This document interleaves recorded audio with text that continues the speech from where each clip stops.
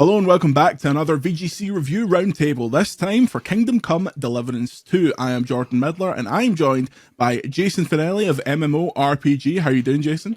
I am great. I am so excited to talk about this because it's an experience I don't have often in games, and we're recording this before I've written my review, and I'm still not quite sure how I feel about it. So I'm hoping that this discussion will work it out of me.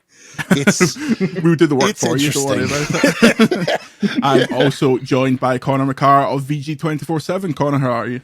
Doing great. I'm also really interested to talk to you guys about it.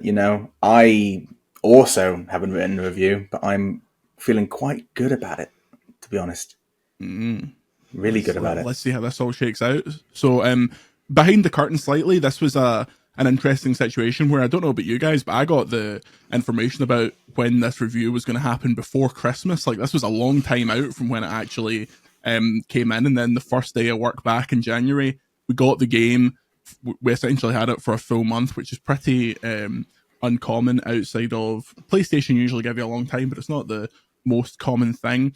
I'd also like to set out, in terms of spoilers, we're not going to do specific big story spoilers. We're going to talk largely about the first main area of the game, which is interestingly, I'll talk about this as well. It's interesting how long you spend in certain sections of the game, but we're talking about, how would you quantify it, Connor? Like the first, according to my hours, it was the first 45 hours I spent with the game, but you wouldn't spend that much time in that first area typically. Yeah, I mean, it's like the first, for me, 30 hours. And it's like this big first map you get, right? Full of towns and stuff. Yeah. So, it's not shy on size or stuff to do, but you kind of get through it. Gives you, that first area gives you the kind of microcosm of the game. So that's what we'll be talking about mostly. But yeah, I'll get into this first. Connor, give me your kind of 2 or 3 sentence overall thoughts on Kingdom Come Deliverance 2. Kingdom Come Deliverance 2 is, I feel, a truly rare experience in game, especially as a reviewer, because I think it genuinely gives something that you won't find in many other places, in many other games. I think it's so dedicated to its own goals of creating a rambunctious, sort of vulgar but very historical world that I think it's genuinely in its own sort of area. And I think when you sort of dive into that, it's at its best. If you embrace all of that, it's brilliant. Jason, your thoughts in a couple of sentences overall? I have never played a game that was so interested in grinding me into dust.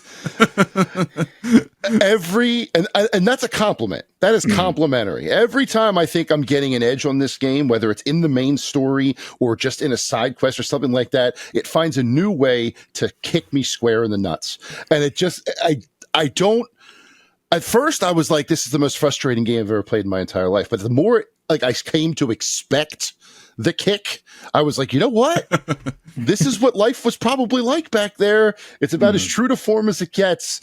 I'll give a couple of examples as we talk, but yeah, I really respect the dedication to emulating medieval life as accurately as possible, I think.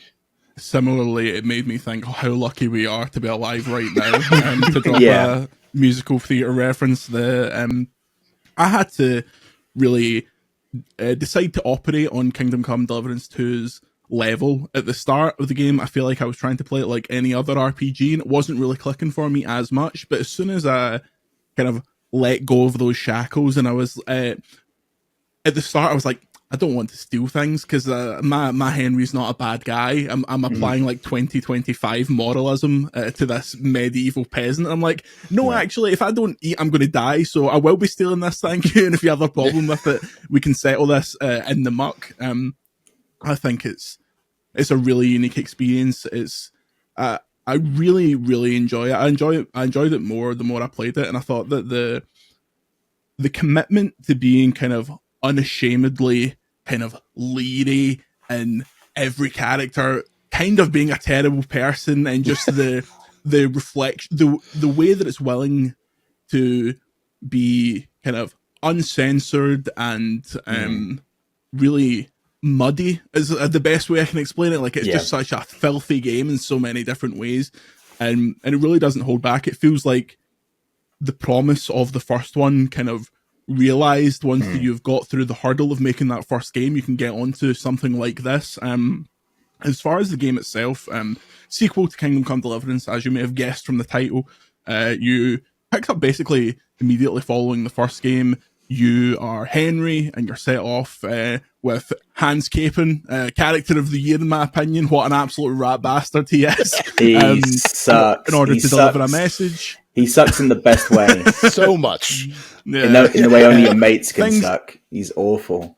Exactly. That I think the relationship's magic, but you're set off to deliver a message. Things go wrong, and that's how it essentially resets you from the power that you'd be at the end of the first game to let's start another RPG.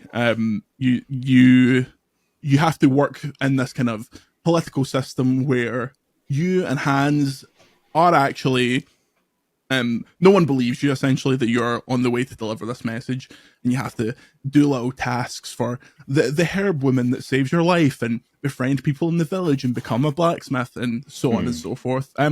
Jason, that kind of opening 5 to 10 hours of the game, basically from the ambush up until kind of around the wedding quest, how were you feeling around then? See, that's where I think I was getting most of my frustrations out. And I think a perfect example of the kind of situation I found myself in was the side quest to find your dog after the ambush, right? Mm-hmm. So I have to tell this. I've been so excited for this podcast to tell this specific story. So it starts with, I lost my dog, and it eventually ends up that you're saving some drunk up in a tree from wolves. And then you have to carry said drunk to his camp because he twisted his ankle jumping out of the tree. And then he's like, oh, my horse is gone. Very Pythonian in this, I feel like. Very Monty Python vibes here. So I go to like, I follow the trail of, horse dung, because what else would you follow? Naturally. To find the poacher's camp that stole the horse.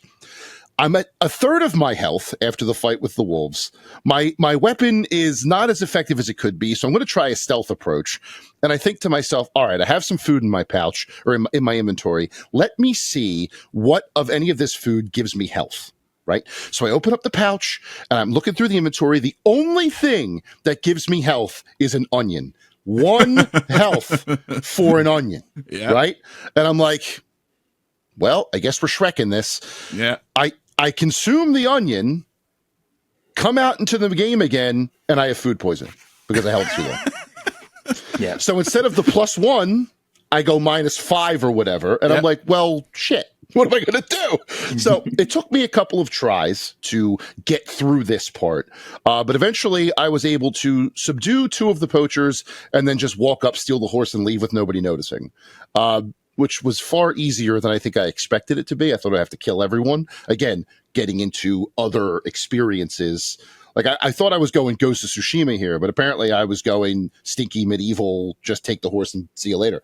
But yeah, stuff like that. And that stuff is all over it. Like you mentioned the herb woman, the side mission with her daughter. Yeah. Right? Yeah. When you finally get to one of the more climactic moments in that, there is a guard dog in front of a very narrow passage. I was having trouble with the combat in the beginning of the game. That damn dog killed me probably 7 times. I just was not ready for that dog. But I eventually learned that I cannot play the game I want to. I have to adhere to the strict rules it's set. I've decided that parrying and riposting is the most important thing in combat. Full stop. 100%. If you don't use that, you're dead. And then I also didn't want to kill the dog. Wolves are one thing, but it's a dog. I don't want to kill the dog. Did you end up killing it? Because you don't have to. I killed the dog. Oh, I had no other method. Interesting. So on me.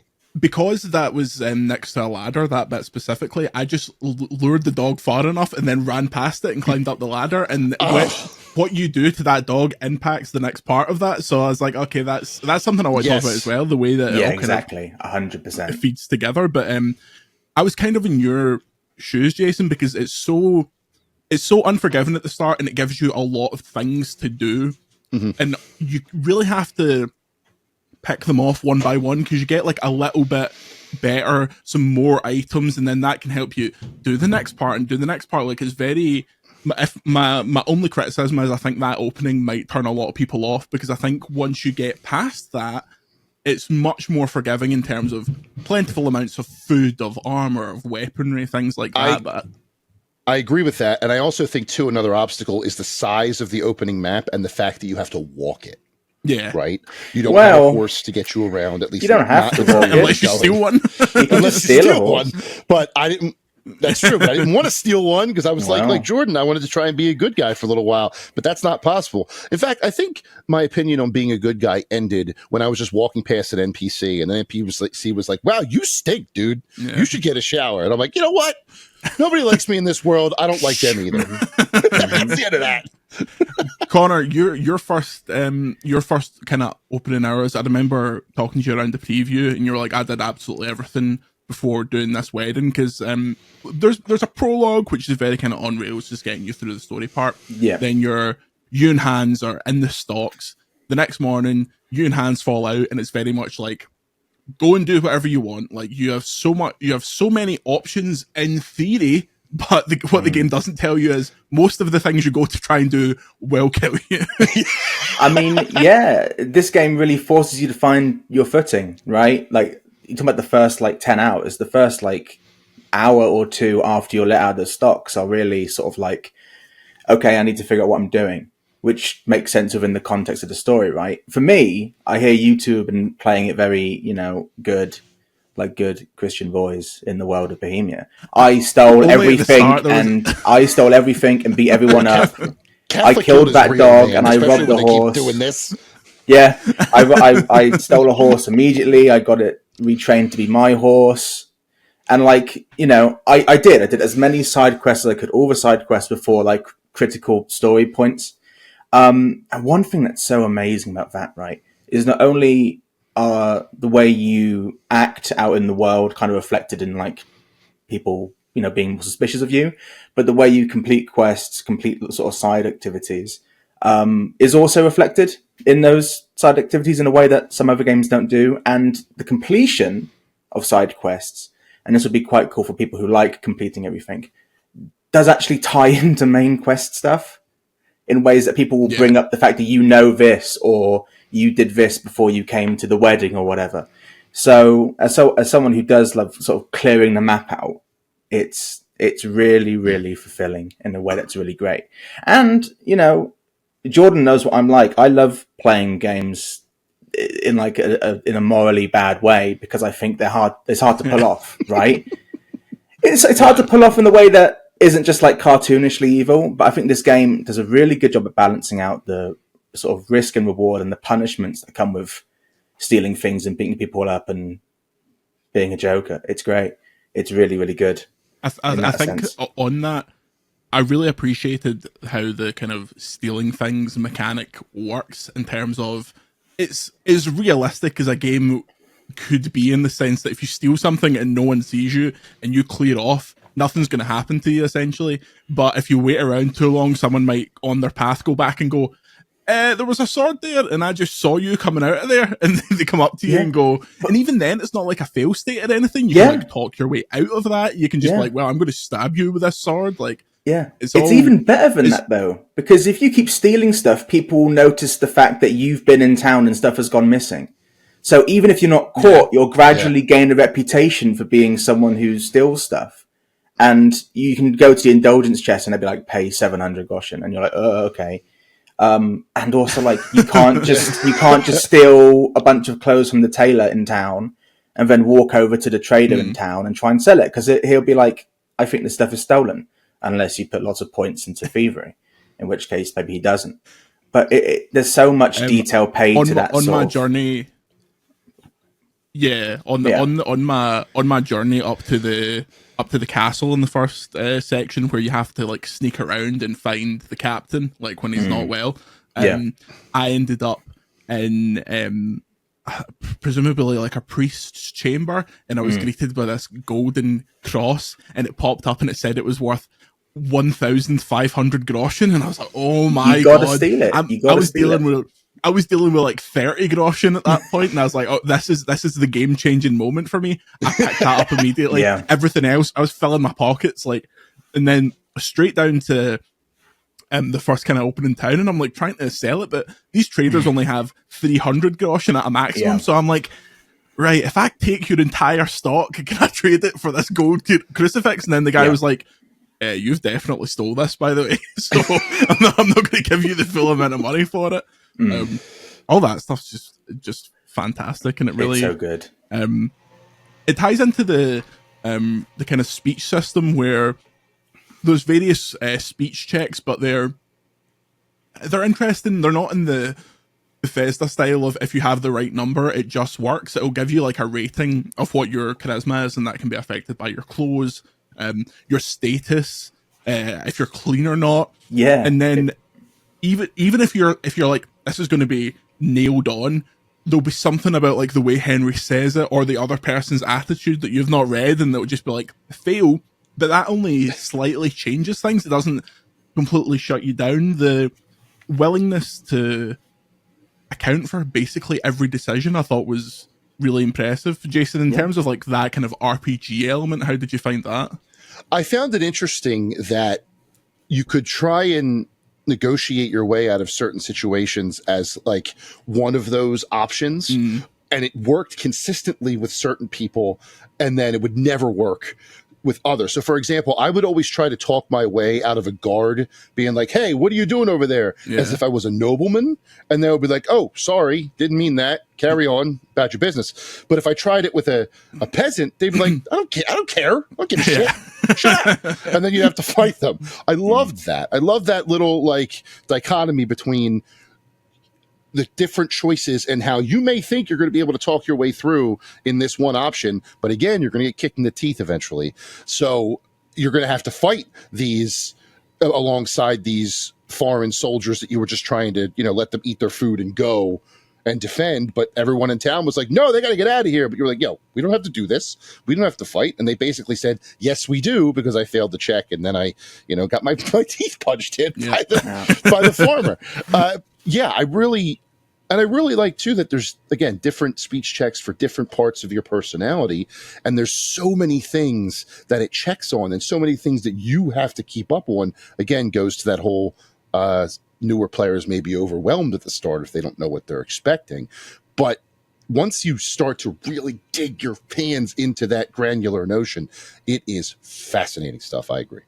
Yeah, I thought that the that mission specifically was one of the ones that really turned me around on it. So you're in the opening town, there's a bit of a bar fight, and if you side with the foreign visitors, they're Hungarian guys, they go off into the woods, and then you go and drink with them, and there's this big drunk quest that goes on, and that took me to like a kind of the southern town where you learn about lockpicking and things like that. It's all very it does the whole connection.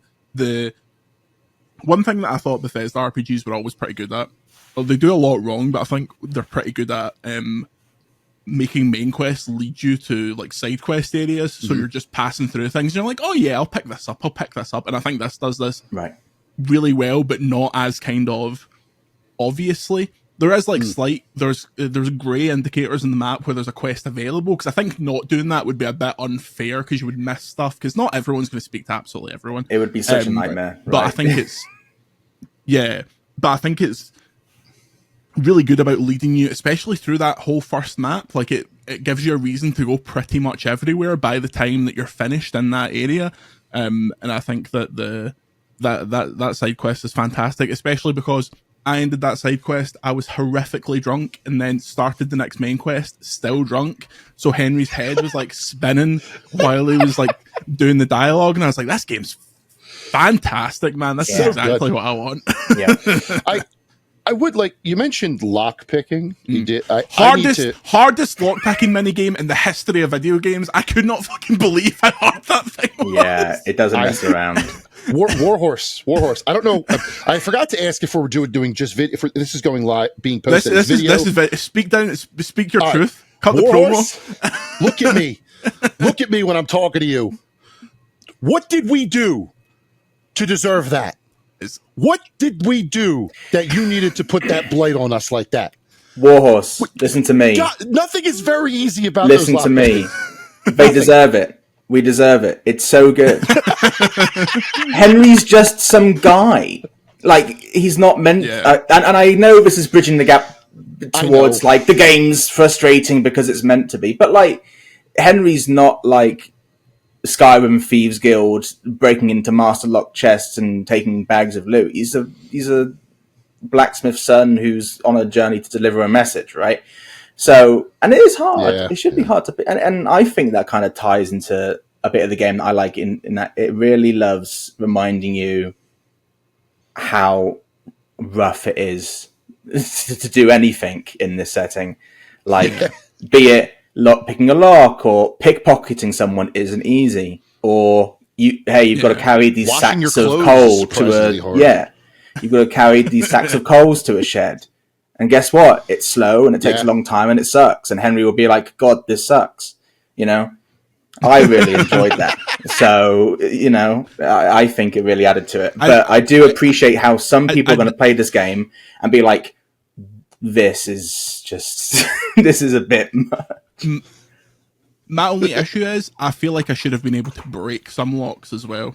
Like, I think that would have been, especially with how verging on ImSim that it occasionally gets. I did think at some point, have they just not told me? And if I do like a strong attack here, this thing's going to explode. Like, I think that would have been the only next level that I think would be amazing for this game. Is kind of, it's weird to compare it to something like Breath of the Wild or something like that, but you know, that kind of like procedural kind of mechanics, everything tying into each other. There's like very slight things like that in the game that I think are brilliant, but that would be the only like really, really small nitpicky stuff like that. But I thought that the lockpicking minigame, there was a quest at one point where you're like, you go down into the kitchen in the castle and the woman's like, oh, the herb chest has been broken, can you lockpick it for me? And at this point I had like 25 lockpicks and I was like, well, we're kind of going to war tomorrow, but fine, I'll do it now. Broke every single lockpick and I had to just go back to her and be like, it's broken. No one's getting into this. I'm sorry, you're getting no herbs. Oh man, it's so good. The most Kingdom Come moment in terms of like side quests and that sort of thing for me is when you need to make a potion, right? And so you're being said, oh, there'll be this ingredient in this chest below the kitchen, and you open it and it's not in there. It's like, no, some other guy took it. Go find it. It's like, oh, brilliant. Yeah. Cheers. I thought that's like so there's a big castle in the first area, and you spend a lot of time there. You spend a lot of time there at the start of your journey, kind of, because at some point you're arrested and you're thrown in there, and it gives you a lot of, I won't say what happens, but basically it's, if you don't do this by a certain time, something will happen that will end the game and you have to restart. There's a ticking clock and there's a bell that goes off every hour, and Henry's like, oh bloody hell, something's about to happen. And I thought, my Henry wouldn't be doing side quests. He would be sneaking his way right to the top of that tower where he knows this guy is, going past anyone he can. And I did that so well until it got to a point where I couldn't sneak past them. So I just sprinted at full speed right past, and they're all going, oh, what's he doing? But I got far enough away where they couldn't find me anymore. My Henry's like heavy breathing, no health whatsoever. And then it goes to Captain Thomas, by the way, can I help you? And the woman sitting next to him is like, oh yeah, you probably can, but it's in the opposite tower. And they're like, oh my god, I have to sneak all the way back down and across the fortress again and up into the opposite tower. And doing all that, I was like, I'm really vibing with this game right now. I thought the whole opening section, mission wise, was pretty fantastic. Jason, how did you find that opening?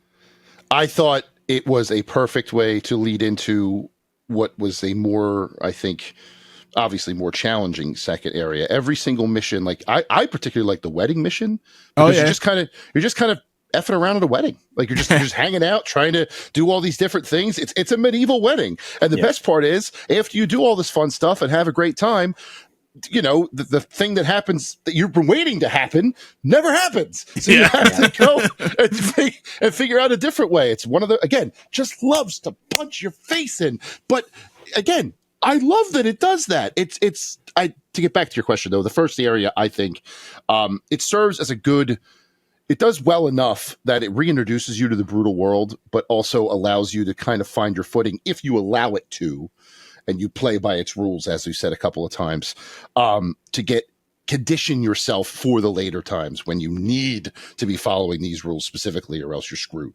And again, I had probably, as you were saying, 25, 30 hours in that opening area alone, because there's so much to do. And I didn't steal a horse because I'm a good Catholic built boy. So I walked around. I did find fast travel finally. That did help a little bit. But even then, fast travel can screw with you, because you'll have an encounter on the side of the road and you can try to flee it, but that's only a coin flip. And that coin seems to land on tails a lot more than it lands on heads. That's like the old Wheel of Fortune in Bellatrix. It's like, you're always going to feel that. Like, it's never going to come up your way. Nope. And then you go into this, and then at one point I had to go into the encounter. I had low health, and the bandit, I think he bonked me once. Club, bang, dead. Have to go back to my save. The saving too can be brutal if you don't remember to do it, or if you don't have the potion to let you save outside of your bed, which is infuriating. You have to go maybe 2 hours back because you just didn't think of it.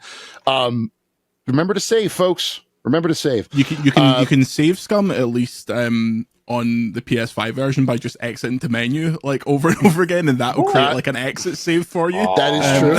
Which is true. I figured that out a little too late, but that is true. But yeah, I would have been happy with just the opening area, to be completely honest with you. I totally agree. I think that opening area is like a full game, pretty much. Like it has the arc of a full game, like because we went to Czechia and played a later area, I was like, when is this stuff coming up? Because like when I played that then, it didn't feel like, they said it was later game, but they didn't imply that it was like towards the end. But I was like, this is really ramping up here. Connor, with the shared knowledge that we both had of this eventually going somewhere else, and obviously the splash screen spoils multiple characters that you don't see for like 30 hours of the game. So I was like, when are these guys coming in? How did you find that first bit? Oh, it's great. In terms of just like, letting you know what, this part of the world is like, letting you know sort of what everyone's doing, sort of the big political events happening in the background. It's great. It introduces you to sort of key factions and sort of lets you know sort of what the people are like. And it kind of introduces you to all the different ways you can play and experience the world. So you can go to a forge and be a blacksmith, and there's a dedicated blacksmith mini game, and it's a good way of making good armor and good weapons and it's good money if you want. You can do, and it's something I didn't do nearly enough, but I did enjoy it. You can just start poaching stuff like deer and rabbits and stuff, and it's illegal. But if you do it and skin it, you get a bunch of meat, which you can dry out, and that will last you forever, like a full day's worth. Is so great. And you get the hides, you sell the hides, and there's all this sort of stuff you can do, and it basically gives you a playground to figure out what sort of Henry you want to be. And then you're right, it's massive. Like I was like 25 hours in, like I'm still in this first map, and I've got like the embargoes coming up. I need to kind of figure out what's going on. But on its own, it's brilliant. It kind of sets you in a direction, and once you leave the first map, you're free to pursue that to its ridiculous and epic and fantastic ends. And dare I say, I know we're not going to talk about it here, but that second map is just like, it's the game at another level. It's so good. Like it takes the fantastic experience in the first and it makes it even better. It's brilliant. That's part of the reason why, like, I implore people to like get to the wedding. If you pick this up and you're finding it and you're having a really rough time with it, as soon as you get that wedding quest, just keep pulling at that thread and get to the wedding. You're not gonna. There's only one quest, as far as the game actually warned me, to say you will not be able to do this after this event. I'd already done it at that point, but it's pretty. There's only, in fact, there's a sidebar to that, because that event, which is basically the big turn in Act 1, will also fail a couple of time-related events, including the one about the haired woman's daughter that had to recover a save to sort out. But the game's pretty good about letting you do loads and loads of stuff. it is pretty funny sometimes where certain missions will be time sensitive, where they'll be like, oh, go wait outside for us, we'll be there in a couple hours, and if you're not there, we're riding off without you. And if you miss that, they'll ride off to the point where they were riding this direction and I was running down the hill to try and get to there before they passed me, and I was just like, I couldn't even speak to them, they just rode right past me, and I was like, oh man. I was like, I'm here, I can come with you. Because that mission is like, go and get a horse. And I was like, well, Pebbles is there. Like, I want to get Pebbles, but I need the money for Pebbles, and Pebbles was quite expensive at that point. So I was like, okay. Just steal Pebbles, my only worry there was like, if I steal this horse, are these guys going to be pissed, and that's going to like cause problems? You've just got to avoid the town. If you go through the woods, you can totally avoid the town. Yeah. The Pebbles will still be stolen, and they'll still be suspicious, but they can't prove anything. It's just kind of so fun.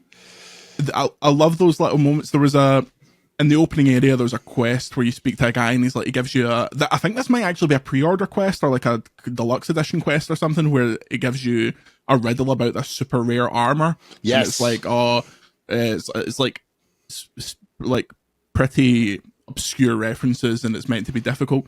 I was walking randomly in the woods, and I saw a skeleton up against a tree, and I was like, that's a bit odd.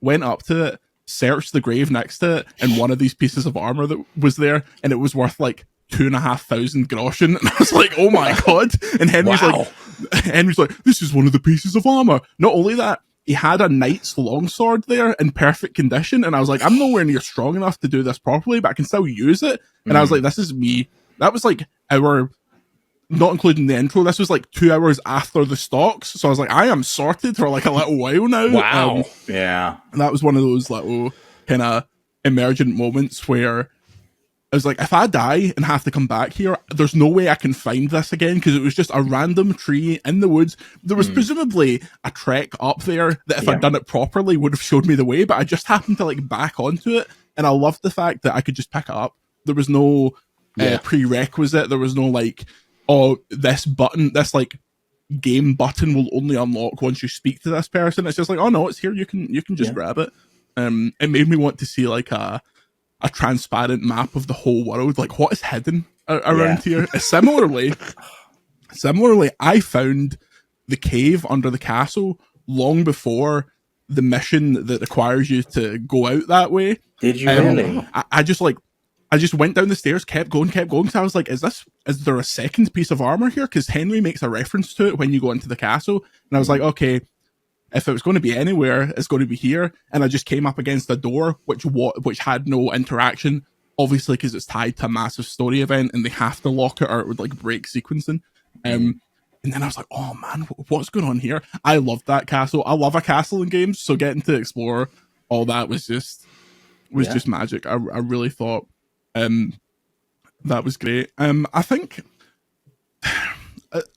we've been very, very positive. My only issues I've really ran into, I've had some performance problems. I'm playing on PS5 Pro. Jason, where are you? I am playing on PS5, not like normal. Launch PS5. Connor? I'm on PC. Okay, perfect. That's a good spread. I've had it's been really solid frame rate up until the mission in the woods where you're going down and things go wrong, and that's like the big catalyst for there's lots and lots of people on screen at once. That slowed it to a crawl. It really didn't want to operate on that kind of level, which is kind of, I suppose, if it was ever going to break, it was going to be then. So I had some frame rate problems there. I've had problems with when it transitions from area to area in a cutscene. It'll load like low poly models of everyone, and then the pretty models will like zoop on top of them, and that's pretty funny. But that's like minor stuff that can be fixed. And I'm on there's no settings on PS5 Pro. It just defaults to like a pro mode, which is 4K using the pisser dynamic thing. How was the performance on the base PS5, Jason? Similar things that you experienced, but I think that the threshold for the amount of people on screen was lower. Like I mentioned earlier, when you find your dog, you're surrounded by a decent sized pack of wolves. That there was some slowdown in that fight. when there was like 4 or more wolves on screen at once. I also too the autosave tended to really, and I don't know if this is a bug or a feature, really screw me. Like at the first time I completed that mutt mission, the dog mission, I died later on, and it took me back to when I had 1 hit left against those wolves. So I'm like mid swing as the save comes back. So I had to like reload a save a little bit further and then refind the dog. So that can be very unforgiving. Which I guess again, I don't know if it's a bug or a feature or what, but as far as pure performance goes, basically the same things that you experienced, just I think the threshold was lower because I saw a little more pop in than you probably did. I had a lot more slowdown, or slowdown happened more frequently. Like there was a big, like I think the worst slowdown was in the fist fight when the Hungarian, when you're trying to defend the Hungarian soldiers, because there's like 15 people, 10 in the fight and 5 in the background hooting and hollering. And it got to the point where I just lost where I was until Henry blacked out. So, yeah, definitely. Like, and again, those are all things that can be patched. It's not like, nothing game breaking, which I think is great. Yeah, Connor, what about you? What kind of rig? You don't need to be super specific, but is it decent enough? Yeah, it's pretty decent, and like, I didn't have many issues at all in terms of like stuttering and stuff like that. I think the performance held up pretty well on my end. It got a little bit. I could hear my PC really fighting in areas where it had either just saved or there's an area in the second half of the game that's got loads of people in it. So stuff like that for sure. I can hear it really working hard. But in terms of what I'm seeing on my monitor, it all seemed to play really well. So yeah, I mean, I've had no issues of the like. In terms of bugs, there's a bug if you use the map. I don't know if this is on PS5. If you use the map, sometimes it will randomly shoot your cursor to the top left corner of the map. Totally out of the way. No, I didn't experience that one. No, it might be a PC thing. You either got to close the map and open it again. I found the map hyper annoying to use. Actually, having to like on controller, it's a bit annoying having to like. There's like different tabs in the menu that sometimes get in the way, and I was like, it almost made me want it to be like a smart glass experience where I could just like throw things away and like let me just look at the map part of it here. That was kind of annoying. Another thing that you need to learn, and once I was like press up to go to the map, press down to go to your inventory. Once I learned what the game wanted from me, it was a lot smoother. But yeah, I think it's a very pretty game. There's a few moments, especially riding through the woods in that first area. I was like, this looks great. There's like the tree tech is beautiful. Like at a distance, the trees are like, it's like photorealistic, especially like I know there's no foliage in the United States of America, but over here in the green and pleasant land, there are certain areas that I was like, man, this is like the Scottish Highlands, and by extension, the European Highlands. We have a few square miles. Oh yeah. You've got a couple of artificial trees here and there. I fly over America about 10 times a year. I've not seen one tree. I thought the characters all the character. It's not like the characters are Naughty Dog level, but they're a good bump for the last game, and they look perfectly good for like the amount of characters that you're encountering. There's not too many like repeated NPCs. They do good jobs putting hats and mustaches on people to keep it pretty distinct. All that stuff I was fairly happy with. I thought Henry and Hans, I thought their performance is great. Such a great bromance. Hans is such a dickhead. Henry's just like... whatever. Oh, man, the character work in this game is so fantastic. Like the performances across like the main characters and side characters are brilliant. There's a character we can't talk about called Ada, who's brilliant. And I won't say anything else, but he's like so fantastic. And he's not alone. There's a full cast of brilliant, amazing people in this game. Agreed. Yeah. The second part of the game feels like almost a second season. Like it feels second season in that the first bit when it gives you a warning being like, there's going to be like a good bunch of time here where you can't do anything else. And I was like, okay, games do this all the time. What's this going to be, half an hour? It's like a 5-hour transition between the two areas. Yeah. Like, it's so huge. Yeah. And it fully feels like a reset. Like me and Jason were saying, that could have honestly been a game break there. Like, the second part feels like not an expansion in terms of it's like a smaller version of the first game. Like, it feels like a full sequel, which I thought was really great. I'm really high on this one. I thought it was much better than I'd expected it to be, because I appreciated the first one, but didn't. Playing it was a barrier for me. I never really broke through that, and I think there's still a crust on this that you really need to like smash through. As we say, get to the wedding. If it doesn't click for you after then, maybe not for you, but I think at that point, a lot of people will really get a lot out of it.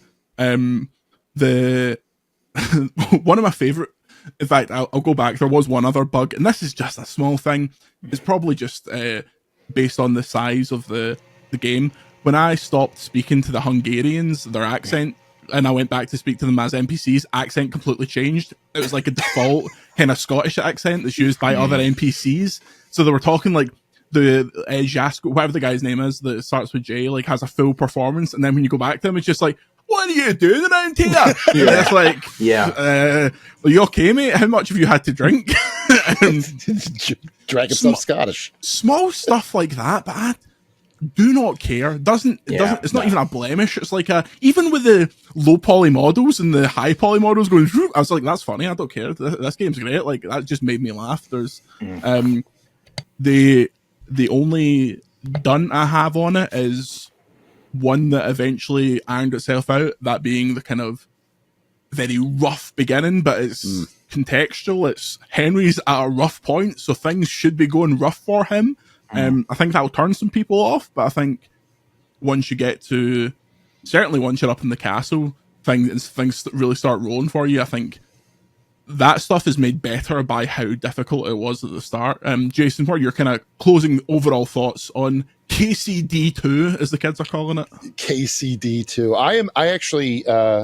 I am very much in line with what you said there. I think that the biggest obstacle for this game is the player's willingness to grind through the shit. Literal and figurative. If they can do that and get to the wedding, I 100% agree with you that the wedding is the inflection point. If they get past the wedding and they're like, I'm still not enjoying this, quit. That's it. You're done.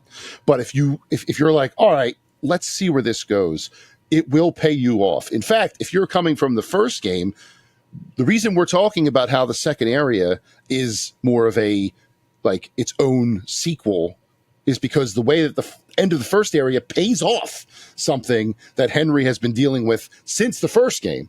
Yeah. I think that is a very smart move because it rewards you for getting through all that and then getting through everything that the castle puts you through in order to get to this fine, like, yes. And then you opens up the second area and you're like, all right, let's go. I'm ready to do this. Structurally, very sound.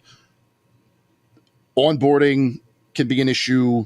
The minor technical hiccups we talked about, not a deal breaker. Again, if you're going into this with a sort of Monty Python bent in your head, as some moments will create, the pop in just kind of adds to that. Yeah, definitely.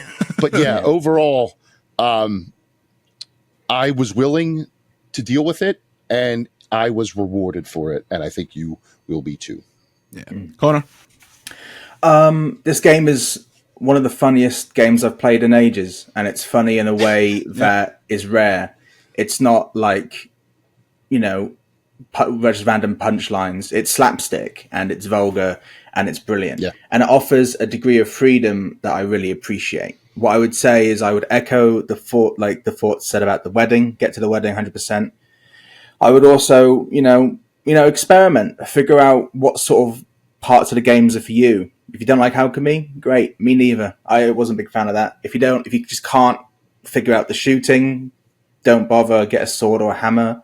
If you don't like combat, if the combat isn't really for you, you will have to do it at some points. But with like enough charisma and a setup that's like really noble and fancy, and if you take a bath, you can charisma check your way out of stuff. You can really play the game in a way that, lets you be whatever sort of Henry you want, and the game will reflect your choices in a way that isn't just, what skills you have and what weapons you use. Get to the wedding, and we obviously can't talk about it, but it just goes uphill from there. It's narratively in terms of what you run into and the humor. One of the funniest jokes I've seen in games in ages takes place in the last moments of the game. It is amazing. I'll leave that little tidbit with you there. But yeah, fantastic. I would recommend it to any RPG fan, just as a case study of something unique. 100%. Definitely. And if I could add to the funny thing, if I give them something, I mean, we don't want to spoil it for them, but if I give the viewers something to chew on that's a little more specific, you can start full dialogues with animals. Yeah. And they are all hysterical because you'll talk to this, like there's one part you're talking to this sheep that you're using as bait to draw wolves out. And you're like, oh, how you doing? And it just goes, bah! And then there's like 4 different selections that you could choose and just continue this conversation. All the sheep says back to you is, bah, and just in different reflections. Yeah. And I'm sitting here like I'm talking to a sheep, like he's a human, and I love it. And then later on, after you find the dog, you can have a conversation with the dog, and the dog it just talk to every animal you can. That will definitely it's a good example of what makes this game so funny. What makes it funny is I'm pretty sure that sheep is voiced by a guy. Like I don't think that's a sheep. I'm pretty sure that's some guy in the booth at Warhorse doing sheep noises. I think you're right about that. Yeah. It's so good. It's fantastic. I was keeping that sheep alive at all costs. I was going to reset that over and over again just to make that poor little sheep deserve to go into his retirement. We'll go into our retirement now. We'll end this podcast. You can check out full reviews on MMORPG, VG247, and of course, VGC. Thank you for watching. If you'd like to support VGC and get more podcasts, videos, and more, check out patreon.com/Video Games Chronicle. Thank you for joining me, gentlemen. Connor, where can we find you on the internet? I'm on Twitter, I'm on Blue Sky, and I'm on VG247. We post every day, and my Blue Sky's, it's all right. So give me a follow over there if you want. But yeah, that's me. Jason? At Big Man Fanelli, I do not lie, on all social medias, Instagram, X/Twitter, although not for much longer, I don't think. Yeah. Blue Sky, all that stuff. If you like professional wrestling, if you like video games, if you like American football, especially right now with my team in the Super Bowl, go Birds indeed. Any of that stuff. This goes up. Yeah. It hasn't happened yet. Good. Yeah. So that's where you can find me, and I look forward to speaking with all of you about this and many another thing. Excellent. Well, thank you for joining us. Check out more on VGC, and we'll see you next time.